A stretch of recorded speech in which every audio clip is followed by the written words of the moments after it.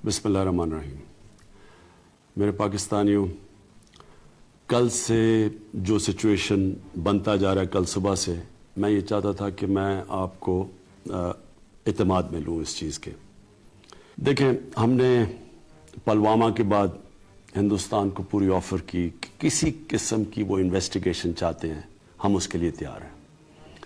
पुलवामा में उनकी कैजुअल्टीज़ हुई और मुझे पता है कि लोगों को, उनके लवाहिकीन को कैसी तकलीफ़ पहुंची होगी, क्योंकि यहाँ 10 साल से कुछ 70,000 कैजुअल्टीज़ हुई हैं और मैं 10 साल से कितने अस्पतालों में गया हूँ और जिधर मैंने लोगों को देखा है, बम ब्लास्ट विक्टिम जिनके बाजू नहीं हैं, टांगे नहीं हैं, चल नहीं सकते, आंखें नहीं हैं। इसलिए मुझे पता है कि एक तो जो इस दुनिया से चले गए और दूसरा जो कि इंजर्ड हुए उनके ऊपर और उनके घर वालों पे क्या गुजर रही है।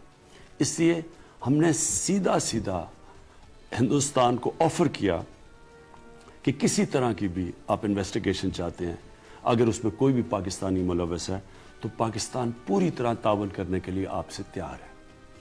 हमने ये इसलिए कहा कि ये पाकिस्तान के इंटरेस्ट में नहीं है कि हमारी ज़मीन इस्तेमाल की जाए कहीं भी दुनिया में बाहर दहशतगर्दी करने पे, और ना ही बाहर से कोई पाकिस्तान की ज़मीन इस्तेमाल करे।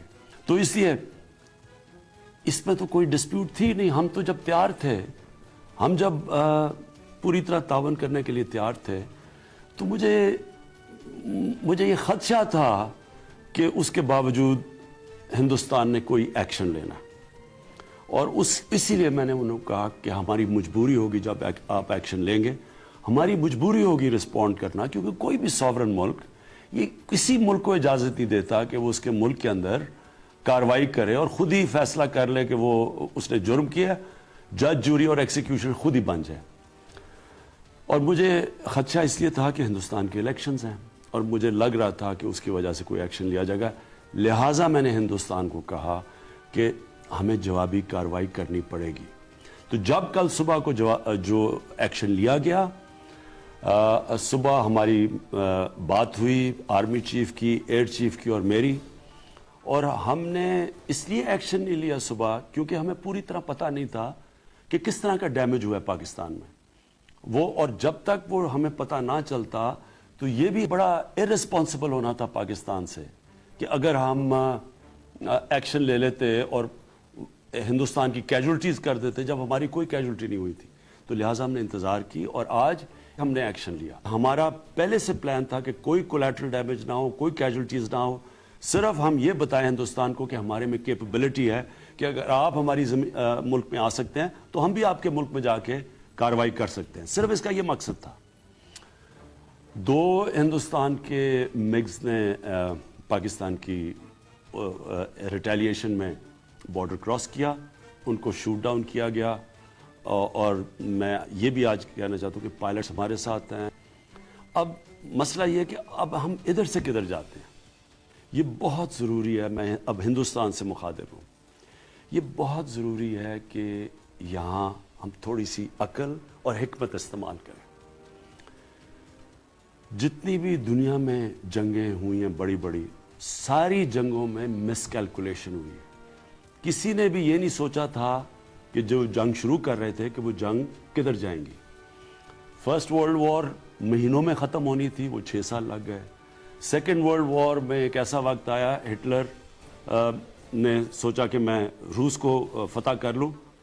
उसने यही नहीं सोचा था कि रूस की सर्दियों तक शायद डिले हो जाए और उसकी तबाही हुई वहाँ। उसी तरह वॉर ऑन टेरर में क्या अमेरिका ने सोचा था कि 17 साल तक वो अफगानिस्तान में फंसे रहेंगे।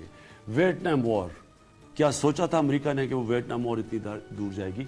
इसलिए ये दुनिया की तारीख हमें बताती है कि जंगों में मिसकैलकुलेशन होती है। मेरा सवाल ये है हिंदुस्तान हुकूमत से कि क्या जो हथियार आपके पास हैं और हमारे पास हैं, क्या हम मिसकैलकुलेशन अफोर्ड कर सकते हैं? क्या हमें इस वक्त सोचना नहीं चाहिए कि ये अगर यहाँ से एस्केलेट होती है तो ये किधर जाएगी? ना मेरे कंट्रोल में होगी, ना नरेंद्र मोदी के कंट्रोल में होगी। इसलिए मैं फिर से आपको दावत देता हूँ कि जब हम तैयार बैठे हैं ہم نے آپ کو کہا کہ جو آپ کی پلوامہ کی جو ٹریجڈی ہوئی اس کے جو آپ کو جو دکھ پہنچا ہے کسی قسم کا ڈائلاگ کرنا چاہتے ہیں دہشت گردی کے اوپر ہم تیار ہیں لیکن میں پھر سے آپ کو کہوں گا کہ اس وقت بیٹر سینس شوڈ پریویل ہمیں بیٹھ کے بات چیت سے اپنے مسئلے حل کرنے چاہیے